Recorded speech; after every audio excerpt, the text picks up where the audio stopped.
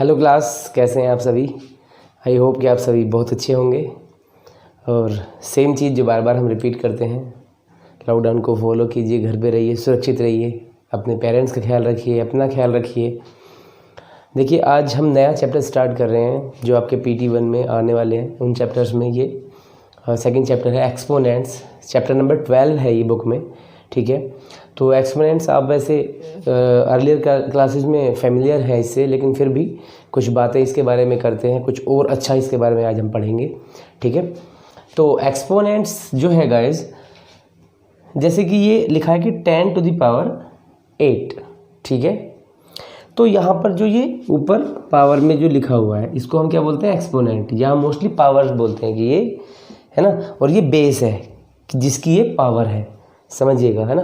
कोई नंबर अगर इस तरह से लिखा हुआ है तो ये जो ऊपर है इसको हम हमेशा स्मॉल लेटर में लिखते हैं, स्मॉल नंबर में लिखते हैं, स्मॉल नंबर में लिखते हैं, उसको हम एक्सपोनेंट बोलते हैं। और जो ये नीचे रहता है ये बेस होता है हमारा, ठीक है। तो 10 to the power 8 बोलते हैं उसको, 10 raised to the power 8, ठीक है। इस तरह से हम इसको पढ़ते हैं। तो सबसे मेन चीज़ जो है, जब हम एक्सपोनेंट्स पढ़ते हैं तो एक्सपोनेंट्स में ना कुछ रूल्स होते हैं। अब वो कुछ रूल क्या है वो आप एक बार समझ लीजिए, आपको समझ में आ जाएंगे, ठीक है। जैसे फर्स्ट अगर हम बात करें, फर्स्ट रूल के बारे में बात करें, अगर बेस सेम है, जैसे a की पावर m मल्टीप्लाई a की पावर n, ठीक है। तो बच्चों आप यहाँ पे एक चीज़ देख रहे हैं, यहाँ पर बेस जो है हमारा सेम है, ये मस्ट है। बेस का सेम होना बहुत ज़रूरी है, ठीक है। तो इसका मतलब क्या होगा, जब बेस सेम हो और बीच में मल्टीप्लाई का साइन हो तो क्या होता है, हम बेस को एज इट इज़ लिखते हैं नीचे, जो पावर्स होती हैं वो आपस में ऐड हो जाती हैं, ठीक है। चलिए, सेकंड थिंग इसमें क्या आती है, देखिए, अगर बेस सेम हो फिर से और बीच में डिवाइड का साइन हो, बेस सेम हो और बीच में डिवाइड का साइन हो, तो जो पावर्स होती हैं वो क्या हो जाती हैं आपस में, यानी कि एक तरीके से बात करें तो जो नीचे वाली पावर है वो ऊपर चली जाती है और वो नेगेटिव हो जाती है। अभी इसके बारे में और डिटेल में बात करेंगे, अभी फिलहाल आप इतना ज़रा समझते चलिए। देखिए, हम यहाँ पे एक बात आपको बताना चाहते हैं, हमने कहा बेस सेम हो तब पावर्स आपस में ऐड हो जाती हैं, लेकिन अगर कंडीशन ऐसी आ जाए, a की पावर m इंटू b की पावर n, मान लीजिए ऐसे है, तो कुछ नहीं होगा, ये एज इट इज़ ऐसे लिखा जाएगा, a की पावर m b की पावर n, ये ऐसे ही लिखा जाएगा, इसमें कोई बदलाव नहीं होगा, कुछ नहीं होगा, ठीक है। हम इसके बारे में आगे बात करेंगे अभी। और चलिए इसको रफ कर देते हैं। अच्छा, थर्ड की अगर हम बात करें, थर्ड में क्या होगा, अगर जैसे अभी हमने लिखा था, अगर बेस अलग अलग हो लेकिन पावर सेम हो तो हम इसको क्या कर देते हैं, हम इसको इस तरह से लिख देते हैं, इनको एक साथ लिख के और पावर को इस तरह से लिख देते हैं, ठीक है। चलिए, तो इसको वाइस वर्सा भी समझ सकते हैं आप। जब ऐसे मल्टीप्लाई में दो नंबर लिखे हुए हों अलग अलग और उनकी पावर सेम इस तरह से लिखी हो तो वो अलग अलग भी ऐसे हो सकते हैं, ठीक है। चलिएगा, अब एक बात और हम आपको बताना चाहते हैं, वो ये है, जैसे मान लीजिए 1/a की पावर m लिखा हुआ है, ठीक है। तो बच्चे, ये बात बहुत इंपॉर्टेंट है समझने वाली। ये क्या होगा, ये जो भी टर्म नीचे डेनोमिनेटर से नीचे से ऊपर जाती है, ठीक है, तो हमेशा वो क्या हो जाती है, वो नेगेटिव पावर, यानी कि जो एक्सपोनेंट बन जाता है वो नेगेटिव बन जाता है, ठीक है। अगर वो नीचे ही मान लीजिए ऐसे लिखा हुआ है, नेगेटिव लिखा हुआ है नीचे, ठीक है, तो जब वो ऊपर जाएगा तो वो कैसा हो जाएगा, वो पॉजिटिव हो जाएगा। ये बहुत इंपॉर्टेंट बात है, ये बहुत काम आती है हमारे।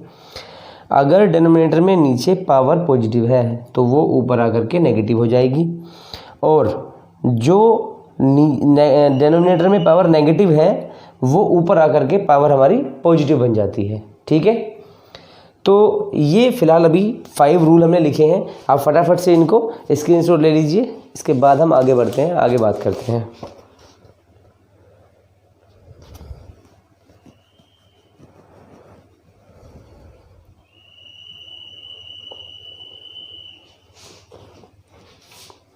ठीक है, स्क्रीनशॉट हो गया। चलिए आगे बात करते हैं। ये 5 आपने नोट कर लिए हैं, इसके बाद हम आगे बात करेंगे। अब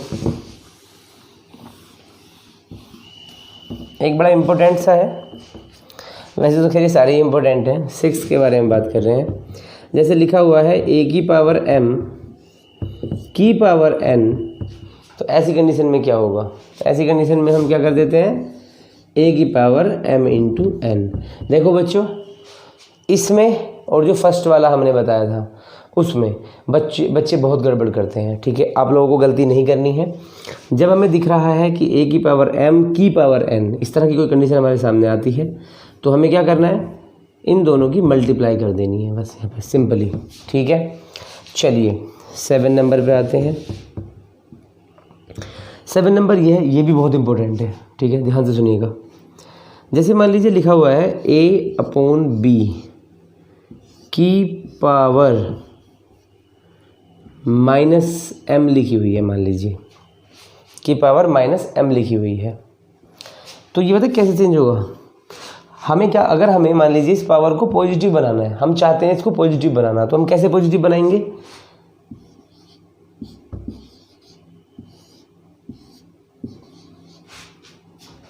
आप ना इसको इस लैंग्वेज में समझ लीजिए, जैसे हम बोल रहे हैं। इसको प्रूव करके दिखा देंगे अभी कि कैसे होता है, बट जैसे हम बोल रहे हैं आप उसको समझ लीजिए। वैसे कोई फ्रैक्शन है और किसी फ्रैक्शन पे नेगेटिव एक्सपोनेंट है, नेगेटिव पावर है, आपको वो पावर को पॉजिटिव करना है, तो वो फ्रैक्शन क्या होती है, रेसिप्रोकल हो जाती है।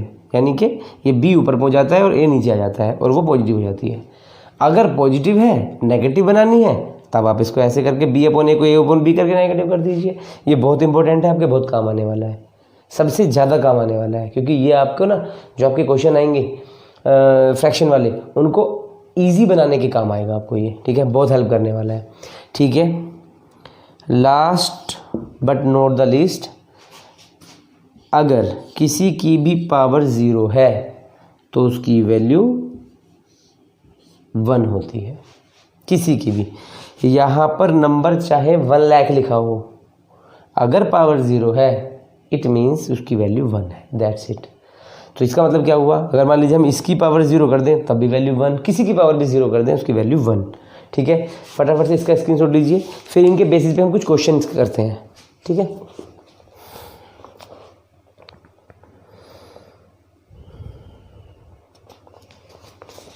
चलिए फटाफट से।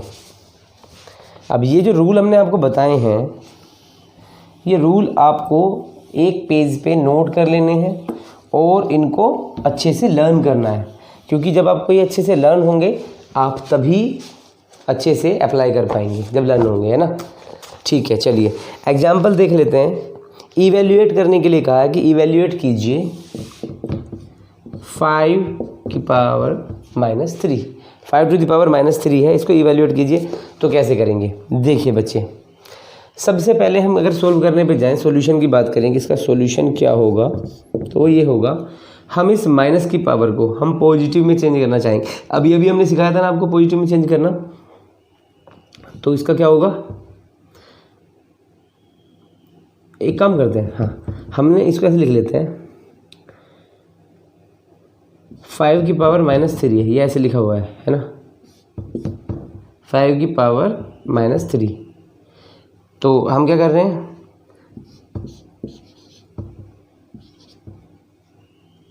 क्योंकि हमने क्या कहा था, अगर नीचे इसको डायरेक्टली कर लेते हैं। ठीक है, यहाँ से डायरेक्टली कर लेते हैं। चलिए सुनिएगा, ये ऐसे लिखा हुआ है, तो हमने आपसे क्या कहा था अभी किसी की पावर अगर पॉजिटिव है तो ऊपर जाकर के वो नेगेटिव बन जाती है, और अगर वो नीचे नेगेटिव होती है तो ऊपर जाके पॉजिटिव बन जाती है। ठीक है, वाइस वर्सा, अगर ऊपर में पावर किसी की नेगेटिव है तो वो नीचे जाके पॉजिटिव बन जाती है, तो वाइस वर्सा होता है, आप समझते हैं इतना।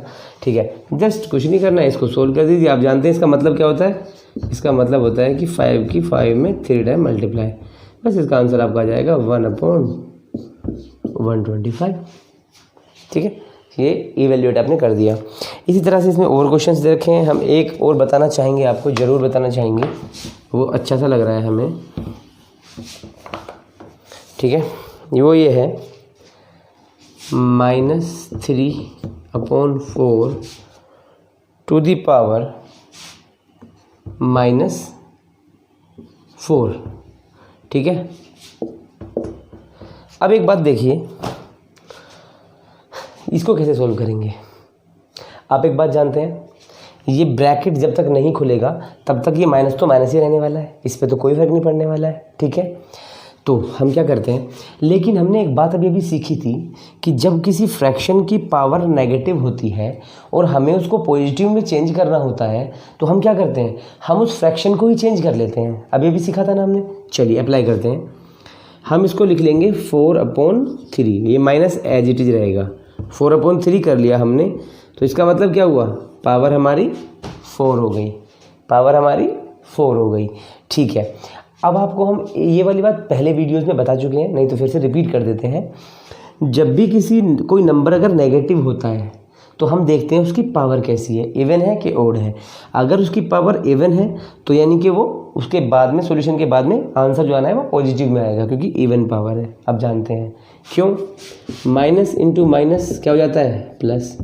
तो अब ये पेयर बन गया, अब ये पेयर जितनी बार भी बनेगा प्लस बनाएगा, तो इसीलिए इवन नंबर पे हमेशा पॉजिटिव आंसर आता है। ठीक है, अगर यहाँ पे 3 होता तो ये नेगेटिव आंसर आता। तो अब तो यानी कि जब सॉल्यूशन करेंगे हम तो इसका वैल्यू भी खत्म, ये नेगेटिव भी खत्म हो जाएगा हमारा। चलिए, तो ये हो जाएगा 4⁴ एंड 3⁴। अब इनका सॉल्यूशन कर लीजिए, कितना हो जाएगा,